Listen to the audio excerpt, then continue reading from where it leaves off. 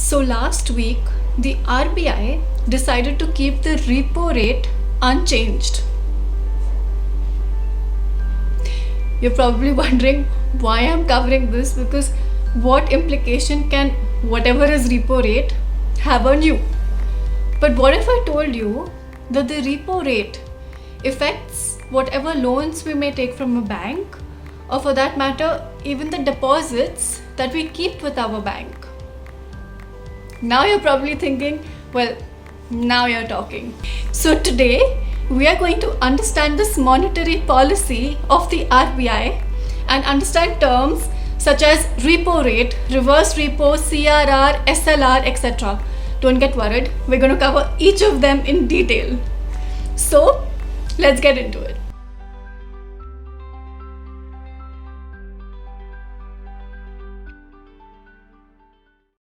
So let's start with the Monetary Policy Committee, or the MPC. Now this is a 6-member committee that decides on the important policy rates like the repo rate and the reverse repo, which are some terms that we're going to come to in a bit. Besides that, it also sets the inflation target. Inflation target means that the RBI sets a goal that it strives to achieve by altering the monetary policy. So now, for example, currently the inflation target is 4% and plus or minus 2%, which means that inflation within the range of 2% to 6% is comfortable, but yet the RBI is going to try and keep the inflation as close to 4% as possible. Now when we speak of inflation, moderation is the key. Na zyada high, na zyada low. Now when inflation is very high, it means that things around us are becoming more and more expensive. Hence the RBI would intervene and use monetary policies to bring down this inflation rate. Now if inflation is too low, that also is not a good thing. Now an obvious question that may come in your mind is that if inflation is low, मतलब चीज़ों के दाम तो बहुत कम हैं, हमें चीज़ें बहुत सस्ते में मिल रहा है, so isn't that a good thing? But the thing is that if inflation is low, the underlying problem lying there is that the demand for goods and commodities is low, and which means that the economy could actually be heading for a downturn, and hence to lift the economy and bring demand up, the RBI may once again resort to monetary policies such as maybe bringing down the interest rate. Now when interest rates are brought down, it encourages people to borrow more, क्योंकि loan सस्ते में मिल रहा है, then we may want to get more loan. Maybe if we wanted to borrow 100, we'll say अरे interest rate इतना कम हो गया, we'll borrow 120. Now when we borrow more, that means that we are going to spend more, demand would pick up, prices would increase, and hence would the inflation.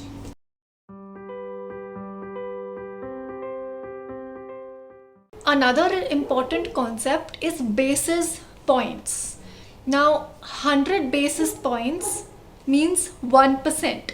And this is the jargon that is most commonly used whenever we are speaking about interest rates in any way. So the next time you see the monetary policy and it says that the RBI has reduced the repo rate by 25 basis points, that means that it has reduced the repo rate by 0.25%. Because if 100 basis points is 1%, 25 basis points is 0.25%. So the next time you hear the words basis points, you would know what that means.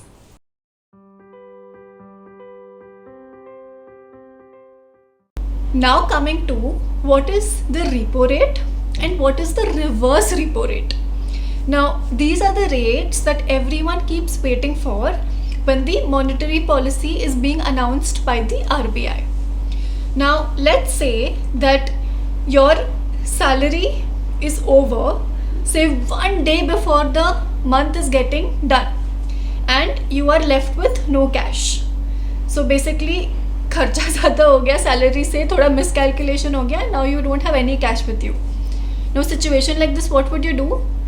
You would go to your dad saying, Dad, I need just 1 day worth of salary because I miscalculated whatever, and hence can you please help me out? So your dad will say, okay, I'll help you out, but so that this doesn't happen again, I am going to charge you 4% as an annualized return, which means that you want the money from me for 1 day, no problem. You give me 4% divided by 365, कितना होता है? 0.01%. उतना interest देके मेरे को वापस दे देना. So you say, okay, no problem, I want to borrow from you and I'll give you 0.01%. Now this relationship is similar to the relationship that a commercial bank shares with the RBI. So whenever the bank needs money, which could be maybe because they want to increase borrowing, or they have again mismatched their assets and liabilities, like maybe what we had done when we mismatched our salary to our expenses. So in a situation like this, they turn to the RBI for borrowing, and this borrowing is done at the repo rate. Now repo, which is REPO, is the short form for repurchase. And let's understand why this name is so. Now let's get back to our example of borrowing from our dad. Now say that I have a watch which is valued at 1,000 rupees. Now my dad tells me that he will buy my watch from me at 1,000 rupees, and the next day I have to pay him 1,010 rupees and buy back the watch from my dad. So in a way, what has happened? I have repurchased my watch from my father, and I have ended up also giving an interest of 10 rupees. So now in this entire situation, one is that my dad has given me the loan just like I had requested him to do so. Second, that he has smartly also taken a collateral. And third, he has ensured that the next time I am a little more careful in managing my assets and liabilities. Now, this is similar to a case when a commercial bank borrows money overnight or for 1 day from the RBI. Now, how is that transaction executed? Now, there are some pre-prescribed, you can say, securities or government bonds that the RBI sets, saying that whenever a commercial bank wants to borrow money from the RBI is going to buy these prescribed securities from the commercial bank and give the money to the commercial bank, whatever the bonds are worth. And the next day, the commercial bank has to buy these securities back from the RBI at a little higher price than what it received. And the difference between what the commercial bank has to pay to the RBI and the loan that the RBI gave to the commercial bank becomes the repo rate. Now coming to what is reverse repo. Now reverse repo is the opposite of repo. I'm sorry if this sounds too obvious, but I just had to mention that it is the opposite of the repo rate. Now, whenever a commercial bank has excess liquidity with itself, it can park this excess liquidity with the RBI, and in return, the RBI will give it some rate of interest. Now, why it is reverse repo? Because in a repo rate, the commercial bank has to pay interest to the RBI for borrowings that it has done. Whereas in the case of reverse repo, since the commercial bank is parking its excess cash with the RBI, it earns interest from the RBI. Hence, reverse repo. Now in India, the reverse repo rate is 3.35%.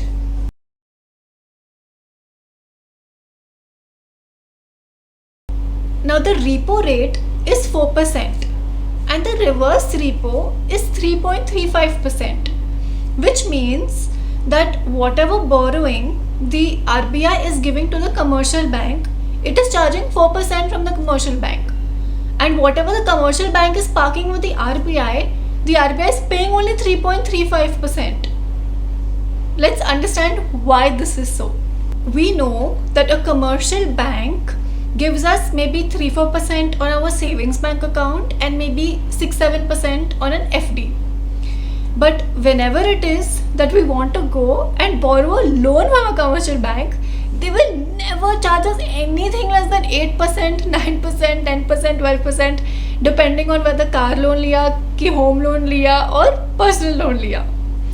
Now, the difference between whatever the bank is charging us for the loans that we have taken and paying us for the deposits that we have kept with the bank is the net interest that becomes the bank's income. And in a similar fashion, even when we speak of the RBI, the 3.35%, which is the reverse repo, is the interest that the RBI pays commercial banks, whereas the 4%, which is the repo, is the interest that it earns from commercial banks, and hence the difference becomes the RBI's income. Now coming to when the RBI changes the repo rate, what implications does it have on our economy? When the RBI reduces the repo rate, it means that the borrowing that commercial banks can do from the RBI suddenly looks much more attractive, because now they will be able to borrow from the RBI at these lower rates. Hence, this encourages the commercial banks to borrow more because obviously now the loans are cheaper. This means that the commercial banks are now flushed with higher liquidity and more surplus. More surplus means that they are in a position to lend to the general public more amount of loans, and that too at the cheaper rates, obviously, because if they have got the rates loans at a cheaper rate from the RBI, they will pass on some benefit, if not all, to the general public who is borrowing loans from them. So this means that the general public also has got loans at a cheaper rate, encouraging them to borrow more. More loans means more spending. More spending means more demand. More demand means that the economy would pick up, and so would the inflation. And higher inflation is the exact reason with which the RBI had reduced the repo rate in the first place. Now the reverse would happen if the RBI were to increase the repo rates, because now the commercial banks would find borrowing from the RBI a little more expensive. Hence, they would reduce the borrowings from the RBI, which means that they would be in that much a lesser position to lend to the general public than they would have been in another case. Hence, even for the general public, the amount of loans that they can get in totality from the commercial banks would reduce, because one is the commercial banks itself would have that much lesser liquidity, and two is that the rate of loans have also gone up, obviously, because the repo went up, which the RBI increased. Borrowing, if any, that the commercial bank is doing is also become more expensive, and they have passed on that to the general public. Now, lesser loans means lesser spending, lesser demand, and hence lower inflation. Again, the same target of lower inflation that the RBI wanted when it increased the repo rate in the first place. So you see, in this entire food chain, we mere mortals are right at the bottom, where we have the RBI right at the top, the commercial banks in the middle, and us right at the bottom. Now, besides these, the RBI also looks at other factors such as CRR and SLR.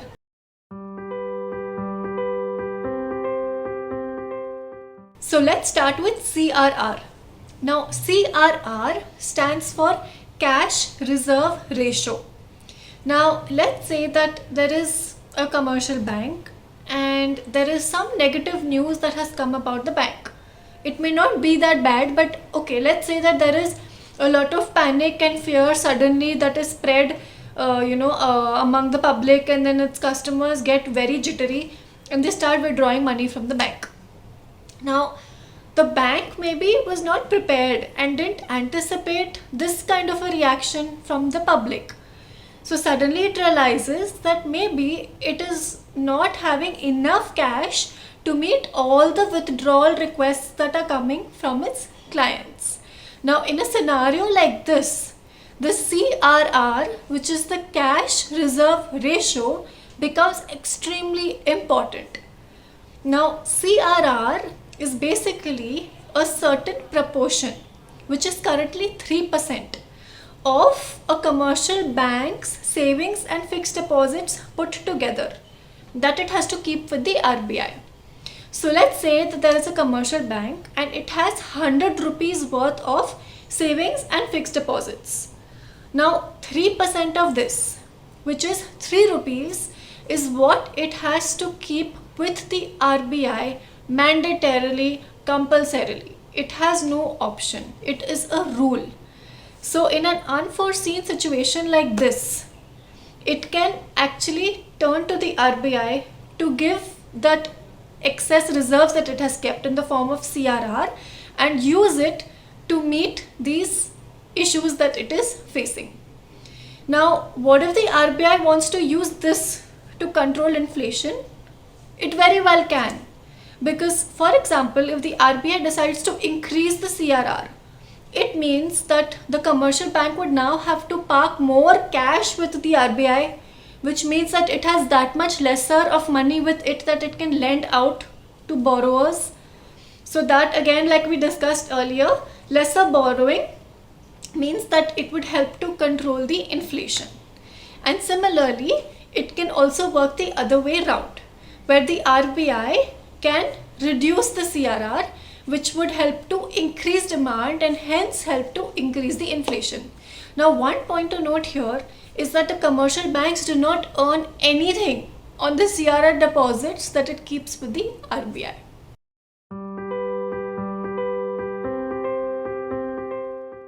Now coming to SLR. Now SLR stands for Statutory Liquidity Ratio. Now, as the term liquid suggests, this ratio means that anytime that a commercial bank wants to give out a loan, it has to ensure that at least 18% of that is in liquid form, because currently the SLR requirement is 18%. And by liquid form, what do I mean? I mean that it needs to keep 18% in the form of either cash or gold or government securities. Now, most commercial banks prefer holding the SLR in the form of government securities for the simple reason that at least kuch to interest milega. Because if you hold it as cash, you pretty much get nothing. So similar to CRR, SLR also can be used by the RBI to alter the inflation. So for example, if the RBI decides that it wants to reduce the SLR requirement of a commercial bank, this means that the free cash that a commercial bank has will increase, helping it to lend more. And similarly, if the RBI decides to increase the SLR, it would mean that the commercial banks would now have to keep more assets in the liquid form and would have lesser money to lend out.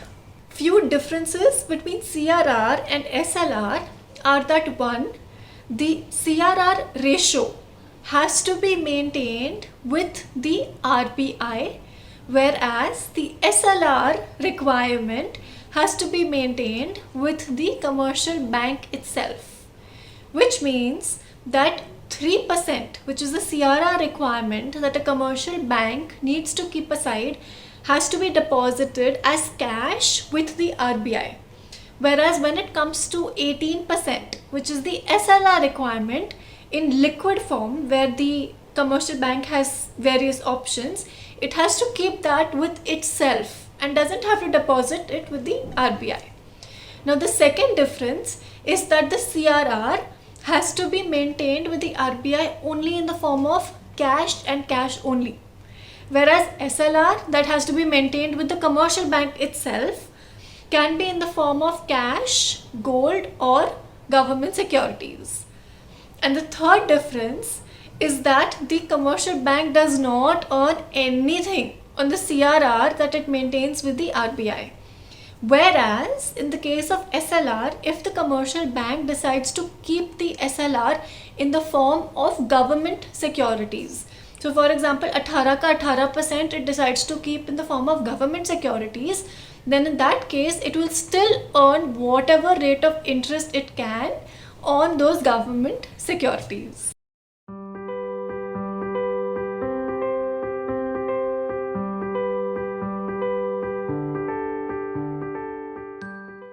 अभी मुद्दे पे आते हैं. Does this repo rate have any implications on us as ordinary citizens? The impact in this case is twofold.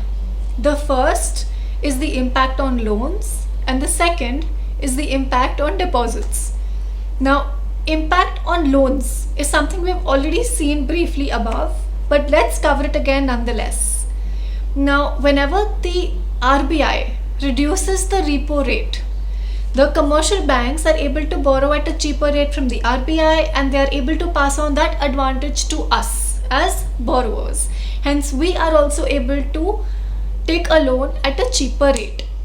Now, the reverse of this would happen if the RBI were to increase the repo rate. The second impact is the impact on deposits. Now, whenever it is that the repo rate is reduced, the interest that we get on our deposits would also go down. Now, why? Now, we saw this above, but we know that there is a difference between what a bank pays us on our deposits and what we have to pay the bank for the loans that we take from them. So for example, if we pay say 10% on a particular type of loan that we take from a bank, and the bank gives us say 7% on a fixed deposit. Now say the RBI announces that the repo rate has gone down by say 1%. So the loans that were at 10%, now the bank can give that same loan at 9%. But you think they're going to actually squeeze their profit margin? That they'll continue paying us 7% on our fixed deposit? No. They'll even reduce what they pay us on our fixed deposit. So from 7, they may maybe make it 6. So they would still continue earning a net interest income of 3%, which was earlier 10 minus 7, which is now 9 minus 6. And hence, whenever the RBI reduces the repo rate, yes, we would have the advantage of lower loan rates, but we would also be disadvantaged by having lower income on the deposits that we hold with the commercial bank. So the next time that you see the RBI coming up with the monetary policy, where you see that it has maybe reduced or increased or maintained the policy rates, you would be in a much better place to understand why it may have done it and what implications it will have on you. Alright, so now it's time for me to sign off, and in case you have enjoyed this video, do not forget to hit that subscribe button below, and also let me know what you all think in the comments and suggestion space below. Until we meet again in the next video.